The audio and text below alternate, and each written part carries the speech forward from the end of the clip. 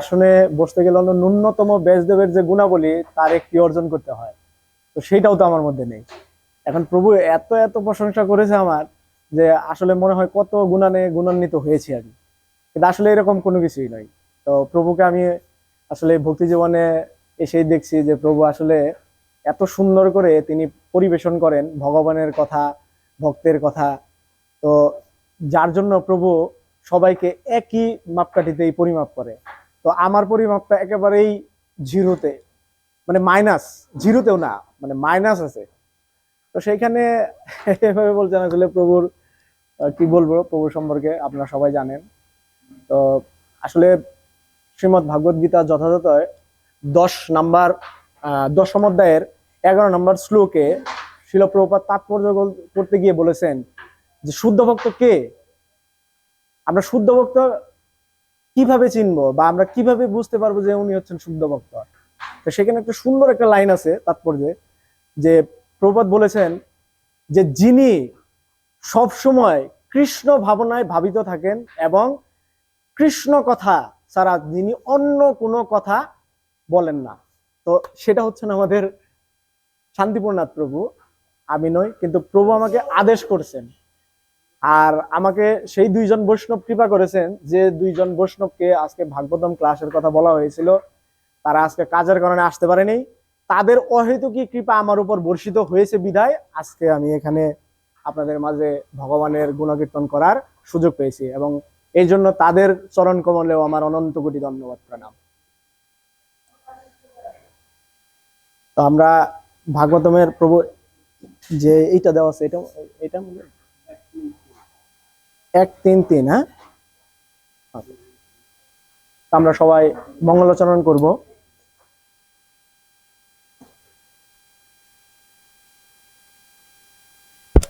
ওম অজ্ঞানাম তিমিরাঞ্জস্য জ্ঞানাঞ্জয় শুলকয়া চক্ষুরুন্মিলিतं যেন তস্मै শ্রী গুরুবে নমঃ। শ্রী চৈতন্য মনোভীষ্টং স্থাপিतं যেন ভূতলে স্বয়ং রূপং কদমহং দদাতি সপদন্তিকমহং। বন্দেহং শ্রী গুরু শ্রীযুত পদ কমলং শ্রীগুরুণ বৈষ্ণবাংচং শ্রীরূপং সাগ্রজাতং সহগণ রঘুনাথ নিত্যং তং সজীবম সাদ্বৈতং সাবদ্বৈতং পরিজন সহিতং কৃষ্ণ চৈতন্য দেবম শ্রী রাধা কৃষ্ণ পাদন সহগণিতা শ্রী বিশ্বনিতাং চ। হে কৃষ্ণ করুণা সিন্ধু দীনবন্ধু জগৎপতে গোপেশ গোপীকান্ত রাধাকান্ত নমস্তুতে। তপ্ত কাঞ্চন গৌরাঙ্গিনী রাধে বৃন্দাবনেশ্বরী বিশ্ববানুসুতে দেবী প্রণামামি হরি প্রিয়ে। মঞ্চাকল্পতরুবর্ষ কৃপা সিন্ধু ভয়ে চ পতিতানাং পাবনেভ্যো বৈষ্ণভ্যো নমো নমঃ। নীলাচলে নিবাসায় নিত্যায় পরমাত্মনে বলভদ্র সুভদ্রবাং জগন্নাথে তে নমঃ। নমো মহাবদন্নয়ে কৃষ্ণ প্রেম প্রদায়তে কৃষ্ণায় কৃষ্ণ চৈতন্য নাম্নে গৌরতেশে নমঃ। নমো ওম বিষ্ণুপদায় কৃষ্ণকেশায় ভূতলে শ্রীমতে ভক্তিবেদান্ত স্বামিনীতি নামিনে। নমস্তে সরস্বতী দেবে গৌরবাণী প্রচারিণে নির্বিশেষ শূন্যবাদে পাশ্চাত্য দেশতারিণে। জয় শ্রীকৃষ্ণ চৈতন্য প্রভু নিত্যানন্দ শ্রী আদ্বৈত গদাধর শ্রীবাসাদি গৌর ভক্তবৃন্দ। হরে কৃষ্ণ কৃষ্ণ কৃষ্ণ হরে হরে, হরে রাম রাম রাম হরে হরে। ওম নমো ভগবতে বাসুদেবায়। ওম নমো ভগবতে বাসুদেবায়। ওম নমো ভগবতে বাসুদেবায়।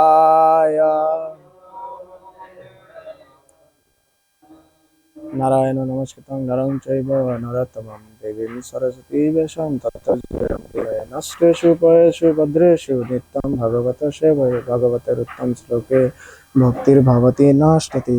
নমঃ শ্রীমতে ভক্তিচার স্বামী শ্রী ভগবত সুখমাতা ভগবত সুখম প্রভুগত কারণ নৌমি ভক্তি সাগর। শ্রীমদ্ ভাগবতম স্কন্দ 1 অধ্যায় 3 শ্লোক নাম্বার 3। তো কারো যদি মোবাইলে থাকে বের করুন আপনারা। হরে কৃষ্ণ। আসলে এই মুহূর্তে না, স্কন্দ 1 অধ্যায় 3, তাই না প্রভু? প্রথম শ্লোক। আসলে এই মুহূর্তে আমার অবস্থা হচ্ছে এরকম প্রভু,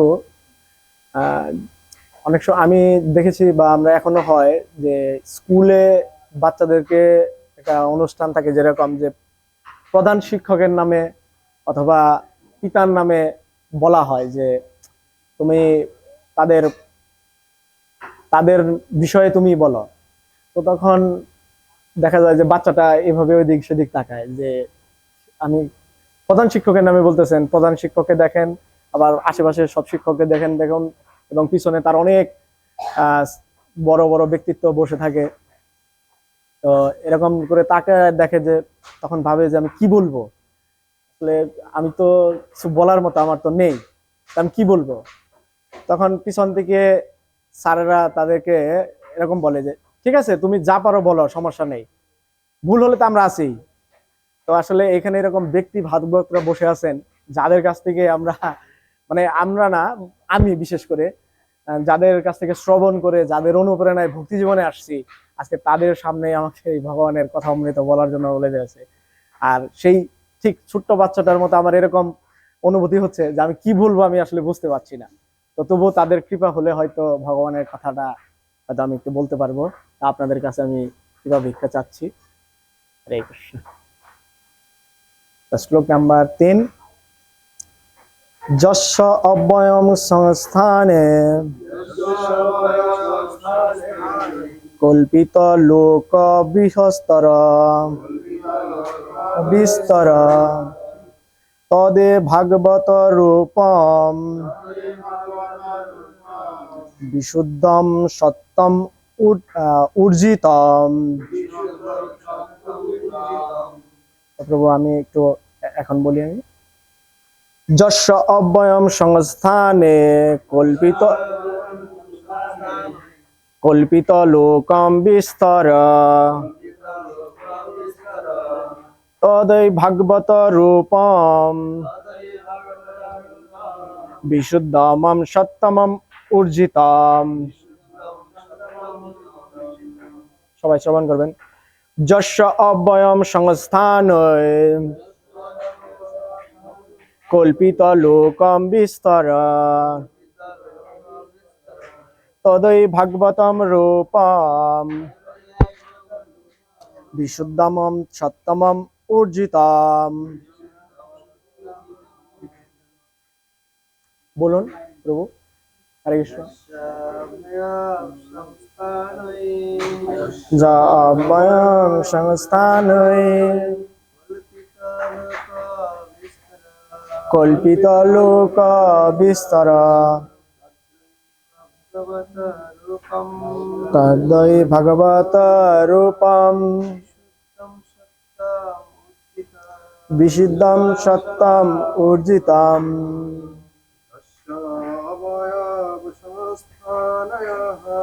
যস্য অব্যয়ম সংস্থানে কল্পিতম কল্পিত লোক বিস্তরঃ তদৈ ভাগবত রূপম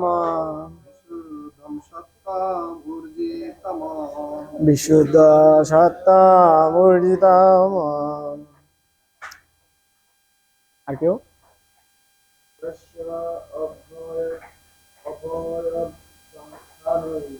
যস্য অব্যয়ম সংস্থানে কল্পিত লোক বিস্তর তদৈ ভাগবত রূপম বিশুদ্ধম সত্যম ঊর্জিতম। যস্য অব্যয়ম সংস্থানে কল্পিত লোক বিস্তর তদ্দে ভগবত রূপম বিশুদ্ধম সত্যম ঊর্জিতম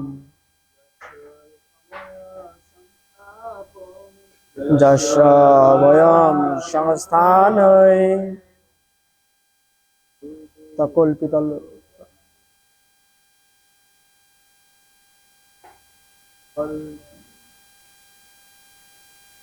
কল্পিত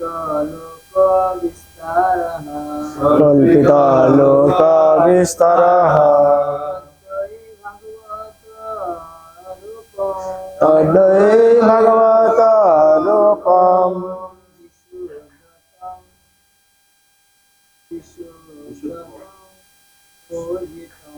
বিশুদ্ধম সত্যম ঊর্জিতম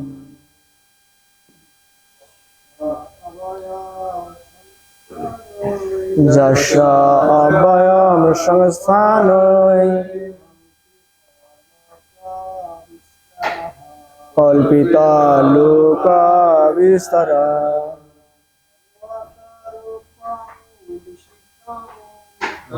লোকম বিশুদ্ধম সত্যম সত্যম ঊর্জিতম যস্য অভয়ম সংস্থানৈ কল্পিতঃ লোক বিস্তারঃ তদ্বৈ ভগবত রূপম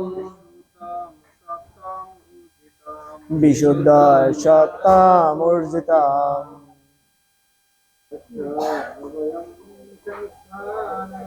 যস্য অভয়ম সংস্থানৈ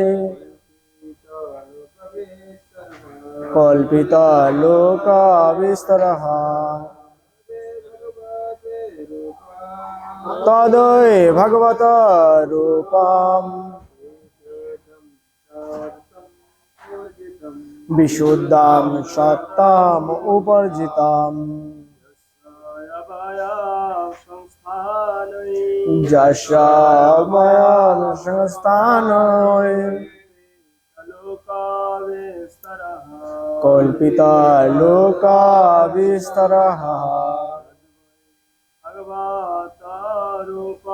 তদ্বৈ ভগবত রূপম বিশুদ্ধ সত্যম ঊর্জিতম। শব্দার্থ সবাই আমার সাথে সাথে বলার চেষ্টা করবেন। হরি বল। যস্য যার, অভয়ম অভয়ম, সংস্থানৈ অবস্থিত, কল্পিত কল্পিত, লোক জীব অধ্যুষিত গ্রহ, বিস্তর বিস্তর, তদৈ কিন্তু তা, ভগবতম পরমেশ্বর ভগবানের, রূপম রূপ, বিশুদ্ধতম বিশুদ্ধ, সত্যনম অস্তিত্ব, ঊর্জিতম পরম উৎকর্ষ। অনুবাদ: সমগ্র বিশ্ব ব্রহ্মাণ্ড পুরুষের বিরাট শরীরে অবস্থিত, কিন্তু তার সৃষ্ট এই জড় উপাদানের সঙ্গে তার কোনো সম্বন্ধ নেই। তার শরীর পরম উৎকর্ষ সহকারে পরা প্রকৃতিতে অবস্থিত। সবাই শ্রবণ করবেন। সমগ্র বিশ্ব ব্রহ্মাণ্ড পুরুষের বিরাট শরীরেই অবস্থিত, কিন্তু তার সৃষ্ট এই জড় উপাদানের সঙ্গে তার কোনোই সম্বন্ধ নেই। তার শরীর পরম উৎকর্ষ সহকারে পরা প্রকৃতিতে অবস্থিত। হরে কৃষ্ণ। শিলা প্রভুপাদ কর্তৃক তাৎপর্য কি যায়। তো দেখুন এখানে কি বলছেন, সমগ্র বিশ্ব ব্রহ্মাণ্ড পুরুষের বিরাট শরীরেই অবস্থিত হয়, কিন্তু তার সৃষ্ট এই জড় উপাদানের সঙ্গে তার কোনোই সম্বন্ধ নেই। তার শরীর পরম উৎকৃষ্ট সহকারে পরা প্রকৃতিতে অবস্থিত। এটা কার সম্পর্কে বলা হয়েছে? হরে কৃষ্ণ। এই যে অনুবাদটা আমরা তাৎপর্য, প্রভুপাদ তো আমাদেরকে, প্রভুপাদের তাৎপর্য যদি আমরা অধ্যয়ন করি তাহলে তার আমাদের বলার কিছু থাকবে না, কারণ প্রভুপাদের থেকে তো আমরা বেশি বুঝি নাই, তাই না? কিন্তু আমরা অনুবাদ থেকে একটু নিজে চেষ্টা করি যে প্রভুপাদ কি এখানে বলেছেন। কার সম্পর্কে এখানে বলা হয়েছে এইভাবে? ভগবানের সম্পর্কে। ভগবানের বলছে যে সমগ্র বিশ্ব ব্রহ্মাণ্ড, তাই না? এই সমগ্র বিশ্ব ব্রহ্মাণ্ড পুরুষের, কে পুরুষ? পরম পুরুষ। ভগবান শ্রীকৃষ্ণ হচ্ছেন আমাদের পরম পুরুষ। তা আমরা শিল প্রভুপাদ কর্তৃক এখন তাৎপর্য পড়ব। পরমেশ্বর ভগবানের বিরাট রূপ অথবা বিশ্বরূপের ধারণা নির্দিষ্ট হয়েছে বিশেষ করে কনিষ্ঠ অধিকারী ভক্তদের জন্য, যাদের পক্ষে ভগবানের দিব্য স্বরূপ হৃদয়ঙ্গম করা অত্যন্ত কঠিন। তারা মনে করে যে রূপ মানে হচ্ছে প্রাকৃতম জগতের কোনো বস্তু।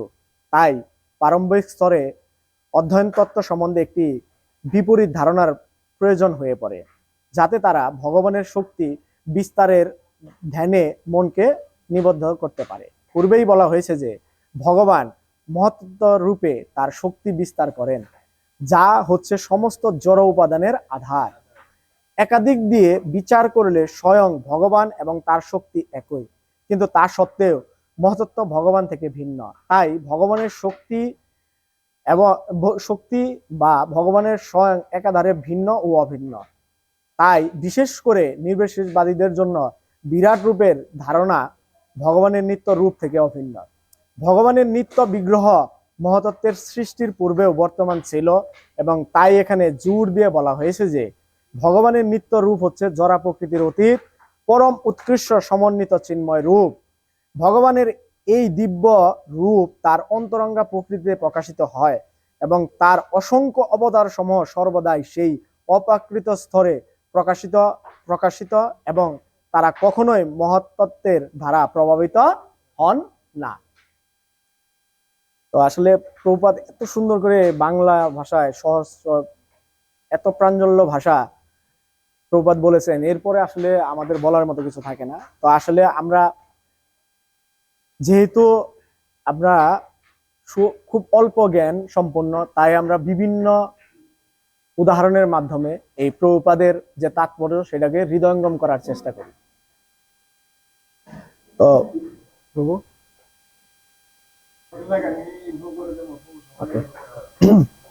পরমেশ্বরের কথা বলেছেন কি, পরমেশ্বর ভগবানের বিরাট রূপ অথবা বিশ্বরূপের ধারণা নির্দিষ্ট হয়েছে বিশেষ করে কনিষ্ঠ ভক্তদের জন্য। ভক্তের স্তর আছে, আমরা এখানে আমাদের কি বলা হয়েছে যে কনিষ্ঠ ভক্ত, তাদের জন্য ভগবানের এই রূপ সম্পর্কে বলা হয়েছে। কেন? ভক্তদের স্তর হচ্ছে তিনটি: কনিষ্ঠ, মধ্যম এবং উত্তম অধিকারী। তা এখন আপনারা সবাই এখানে উত্তম অধিকারীর স্তরে আছেন, আমি হচ্ছি কনিষ্ঠ ভক্ত, আর আজকে আমার জন্য এই শ্লোকটা ভগবান নির্ধারণ করে দিয়েছেন। তো এখন এটা কেন এরকম ভগবান এই ভাগবতমে বললেন? অনেকে আছে দেখবেন যে ভগবানের যখন নীলামৃত শ্রবণ করেন, যখন গভীর তত্ত্বে ভগবানের নীলামৃত শ্রবণে প্রবেশ করেন, তখন কনিষ্ঠ ভক্তদের মধ্যে ডাউট হয়, সত্যি কি তাই? এটা কি হতে পারে? কেমন যেন লাগছে। তারা এইটাকে আবার জাস্টিফাই করার জন্য আরেক সিনিয়র ভক্তের সাথে সেই বিষয়টা নিয়ে আলাপ আলোচনা করে। তার মানে কি, তার সম্পূর্ণ পুরোপুরি যে আত্মসমর্পণ বা ভগবানের প্রতি যে পূর্ণাঙ্গ বিশ্বাস সেটা এখনো হয়নি, কিন্তু ভক্তি জীবন করতেছে, দেখা যাচ্ছে 5-7 বছর ধরে সে ভক্তি জীবন করতেছে। এই হচ্ছে কনিষ্ঠ ভক্তের লক্ষণ, যেটা আমার মধ্যে আছে। 5-7 বছর ধরে ভক্তি করতেছে, অথচ ভগবানের যখন গভীর তত্ত্ব সম্পর্কে বলা হয়, এটা কি হতে পারে? ভগবান কি এরকম করেছে? দেখি তো আরেক ভক্তের কাছে। এটা হচ্ছে কনিষ্ঠ ভক্তের একটা লক্ষণ, যেটা হয়তো মুখে প্রকাশ করবে না, কিন্তু অন্তরে অন্তরে লালন করেন। তাই এর জন্য ভগবান ভাগবতমের প্রথম স্কন্ধের 3 নম্বর শ্লোকে তিনি একদম পরিষ্কার করে বলে দিয়েছেন যে কনিষ্ঠ ভক্তদের জন্যই ভগবানের এই রূপের ধারণা দেওয়া হয়েছে। তো তারা মনে করেন যে রূপ মানে হচ্ছে অপ্রাকৃত জগতের কোনো বস্তু। কি মনে করে তারা? যে এই যে জড় জগৎ আছে, এই জগতের কোনো একটা বস্তুর মতো ভগবানের রূপ। আসলে কি তাই? হ্যাঁ, ভগবান হচ্ছে বিরাটেরও বিরাট, আবার ভগবান কনিষ্ঠেরও কনিষ্ঠ। তা আমরা প্রায় একটা গল্পের মাধ্যমে শুনি, সবাই আপনারা জানেন, যে ভগবান জিজ্ঞেস করছিলেন যে ভগবান ভগবত ধামে কি করতেছেন। তো নারদ মুনি বলছিলেন যে কি করতেছে? ভগবান একটি সূচের চিত্রটা দিয়ে, ছোট চিত্র দিয়ে হাতিকে ঢুকাচ্ছে আর বের করছে। এটা সবাই আপনারা জানেন, ওদিকে আমরা না যাই। তো এই যে বিষয়টা, দেন ভগবান, আমার বলার অর্থ হচ্ছে এটা এখানে, যে ভগবান ক্ষুদ্রের থেকেও ক্ষুদ্র, আবার অনেক বিরাটের থেকেও বিরাট। ভগবান যা চান সেটাই তিনি করতে পারেন। যদি ভগবান অতি ক্ষুদ্র থেকে ক্ষুদ্র হতে চায় তাহলে তাই হতে পারে, আবার বিরাট স্বরূপ তিনি প্রকাশ করতে পারলে তিনি তাই করতে পারেন। তার সুন্দর একটি উদাহরণ হচ্ছে, যেমন আমরা জানি যে আমরা সবাই জানি যে আমাদের হৃদয়ে পরমাত্মা রূপে ভগবান বিরাজ করেন। কি করেন কিনা? হ্যাঁ, পরমাত্মা রূপে বিরাজ করেন, জীবাত্মা এবং পরমাত্মা। ভগবান যদি ক্ষুদ্র তো ক্ষুদ্র না হতে পারে, তাহলে আমাদের এই দেহে ভগবান পরমাত্মা রূপে কিভাবে বসবাস করেন? ঠিক না প্রভু? তো আবার বিরাট বিরাট রূপ ভগবান অর্জুনকে গীতায় কি করেছিলেন? যখন বিশ্বরূপ দর্শনে আমরা যাই, তখন অর্জুনকে তিনি কি করেছিলেন? তার বিশ্বরূপ দর্শন করেছিলেন। এই বিশ্ব ব্রহ্মাণ্ডের যত যাবতীয় যা কিছু আছে তিনি অর্জুনকে দেখিয়েছিলেন তার বিশ্বরূপের মাধ্যমে। তাই কি এইরকম এত বিরাট আর কেউ হতে পারবে? সম্ভব না, একমাত্র পরমেশ্বর ভগবান শ্রীকৃষ্ণ ছাড়া। তো তাই প্রারম্ভিক স্তরে তত্ত্ব সম্বন্ধে এই বিপরীত ধারণার প্রয়োজন হয়ে পড়ে। এই যে এখানে কি সুন্দর বলছেন যে প্রারম্ভিক স্তরে তাই অদ্বৈত তত্ত্ব সম্বন্ধে একটি বিপরীত ধারণা প্রয়োজন হয়ে পড়ে। এই জন্য আমাদেরকে কি প্রয়োজন পড়ে? যে ভগবান অতি ক্ষুদ্র এবং অতি বিরাট যে স্বরূপ আছেন তার দুইটাই কি, আমরা যদি বিপরীত শব্দ বলি তাহলে কি বলি আমরা? যে ক্ষুদ্র, আর ক্ষুদ্রের বিপরীত কি? বৃহৎ। এই জন্য প্রারম্ভে তাদের এই ধারণাটার বিপরীত প্রয়োজনে পড়ে। তো যাতে তারা ভগবানের শক্তি বিস্তারের ধ্যানে মনকে নিবদ্ধ করতে পারে। পূর্বেই বলা হয়েছে যে ভগবান মহাত্মরূপে তার শক্তি বিস্তার করেন, যা হচ্ছে সমস্ত জড় জগতের উপাদানের আধার। এই যে ভগবান আমাদের জন্য, যেমন আমার যখন জন্ম হয়েছে, আমি যখন মাতৃ গর্ভে যখন এসেছি, ভগবান আমার জন্য সব কিছু কি করেছেন? আমার যা প্রয়োজন ভগবান তিনি আগেই দিয়ে দিয়েছেন। কি দেননি? ঠিক দেননি? আমি যখন ভূমিষ্ঠ হব তার আগেই আমার মাতৃস্তনে দুগ্ধ দিয়ে দিয়েছে, যাতে আমি ভূমিষ্ঠ হওয়ার পরই আমি সেই মাতৃ দুগ্ধ পান করতে পারি এবং এই জড় জগতে বেঁচে থাকতে পারি। ভগবান সব উপাদানের উপাদান। তো ভগবানের মহাত্মরূপে শক্তি বিস্তার করেন, যার সমস্ত জড় উপাদানের আধার। এই দিক দিয়ে বিচার করলে স্বয়ং ভগবান এবং তার শক্তি একই। ভগবান এবং তার শক্তি একই, তিনি ভিন্ন কিছু নন। যেমন ভগবান কি বলছেন? যে তিনি শক্তি এবং তার রূপ থেকে তিনি ভিন্ন কিছু নন। সেটা আমরা কিভাবে সুন্দর একটা উদাহরণের মাধ্যমে আপনাদেরকে আমি বলতে পারি। যেমন আমরা সমুদ্রে যখন যাই, আমরা যখন সমুদ্র দর্শন করতে যাই, সমুদ্রের এপার থেকে ওপার দেখার কোনো ব্যবস্থা আছে? মাইক্রোক্রোস, তারপরে বিভিন্ন বৈজ্ঞানিক যে যন্ত্রপাতি আছে সেগুলি দ্বারাও এপার থেকে ওপার আপনি দেখতে পারবেন। অনেক বিশাল সমুদ্র। তো সেই সমুদ্রের যে জল, সেই সমুদ্রের জল যদি সেই আপনি গভীর থেকে যদি সংগ্রহ করেন এক ফোঁটা, তবু ওই সম্পূর্ণ সমুদ্রের যে গুণাগুণ এবং এক ফুটো বিন্দু যে জল সংগ্রহ করেছেন সেই জলের গুণাগুণ একই। বুঝতে পারছেন আমার কথা?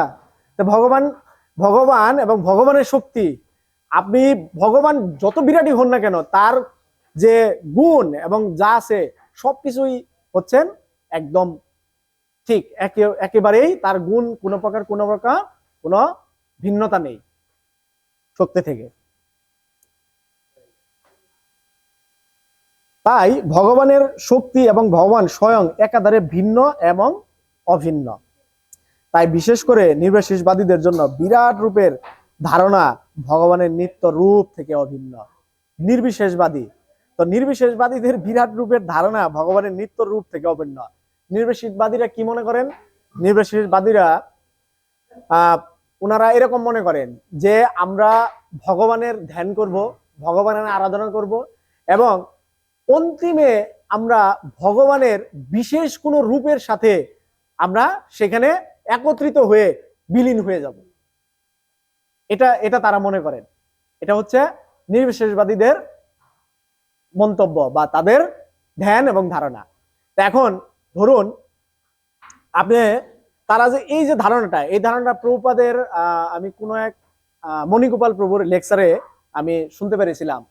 যেমন অগ্নি, আমরা ধরুন অগ্নি ধাউ ধাউ করে জ্বলতেছেন, আপনি অগ্নি পূজা করেন, অগ্নির ধ্যান করেন, ঠিক আছে। এখন আপনি কি করলেন, সেই অগ্নিতে আপনি কি হবেন, বিলীন হয়ে যাবেন। তো ধ্যান করতেছেন, আপনি ধ্যান করে শক্তি প্রাপ্ত হলেন, কিন্তু আপনি যখন অগ্নিতে যাবেন, আপনি যখন প্রবেশ করবেন, কি আপনি কি ঠিক থাকতে পারবেন? সম্ভব হবে আমাদের দ্বারা? হ্যাঁ। তো ভগবানের রূপ এত তেজস্বীময়পূর্ণ যে তার ওই রূপের সাথে যদি আমি বিলীন হয়ে যেতে চাই, সেটা আদৌ কখনোই সম্ভব না, আমি বশীভূত হয়ে যাব। আর ভগবান এই জন্যই কৃপা করে আমাদেরকে সুন্দর এরকম তার রূপময় বিগ্রহ দিয়েছেন সেবা পূজা করার জন্য। কেন? ভগবান যদি আমার সামনে কখনো প্রকটিত হন, ভগবানের সেই রূপ দর্শন করে আমি নিজেকে আর ঠিক রাখতে পারবো না। ঠিক রাখা সম্ভব? হ্যাঁ, যদি ভগবান আমাকে দিব্য চক্ষু, দিব্য শরীর সবকিছু প্রদান না করেন, ভগবান যদি আমার সামনে প্রকটিত হন, তাহলে আমরা কি সেই ভগবানের রূপ দেখে ঠিক থাকতে পারবো? দেখুন, যারা বিগ্রহ সেবা পূজা করে, যেমন পূজারীরা আছে, আমরা তো আসলে বিগ্রহের সেবা করতে যাই না, ওই গুণটা আমাদের নেই। তো যারা সেবা পূজা করে, তারা কিন্তু ভগবানের এই বিগ্রহের সামনে গিয়ে বারবার করজোড়ে প্রার্থনা করে, মিনতি করে, ভগবান আপনি কৃপা করে আপনি আমার সেবা পূজা গ্রহণ করুন, আমি কোনো যোগ্যতাই নই আপনার সেবা পূজা করার জন্য, কিন্তু আপনি কৃপা করে আপনি আমার সেবা পূজা করার জন্য অধিকার এবং গুরুদেবের মাধ্যমে, পরম্পরার মাধ্যমে সেটা গ্রহণ করুন। অনুনয় বিনয় করে ভগবানকে বলা হয়। বিগ্রহের সামনে যদি আপনি এইভাবে অনুনয় বিনয় করে বলেন, ভগবানের যদি এরকম বিরাট রূপ আপনার সামনে যদি প্রকাশিত হয়, তখন কি করবেন? তাই নির্বিশেষবাদীদের এই যে ধারণা, এই ধারণাটা ঠিক নয়। প্রভুপাদ এভাবে খণ্ডন করেছে, বুঝতে পারছেন? ভগবানের নিত্য বিগ্রহ মহত্তর সৃষ্টির পূর্বে বর্তমান ছিল, এবং তাই এখানে জোর দিয়ে বলা হয়েছে ভগবানের নিত্য রূপ হচ্ছে জরা প্রকৃতির অতীত পরম উৎকৃষ্ট সমন্বিত চিন্ময় রূপ। আমরা অনেকে মনে করে যে ভগবানের এরকম বিগ্রহ মানে আমাদের জন্য শুধু এইবার দিয়েছেন, এর আগে হয়তোবা ছিল না। হ্যাঁ, ভগবানকে অনেকে নিরাকারে ভজনা করেন।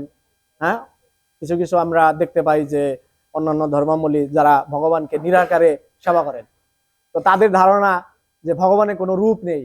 হ্যাঁ, এখন ভগবানের যদি কোনো রূপ না থাকে, ভগবান যদি তার কোনো এরকম কোনো কিছু আমাদের মতো এরকম দেহ, বা আমাদের মতো দেহ না, চিন্ময় দেহ যদি তার না থাকে, তাহলে আপনি তাকে সেবা পূজা করবেন কিভাবে?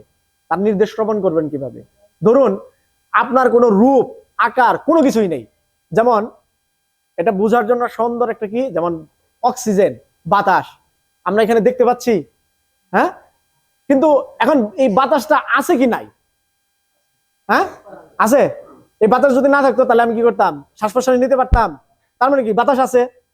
তো যদিও আমরা এটাকে না দেখতে পাচ্ছি, তারপরেও এটা আছে।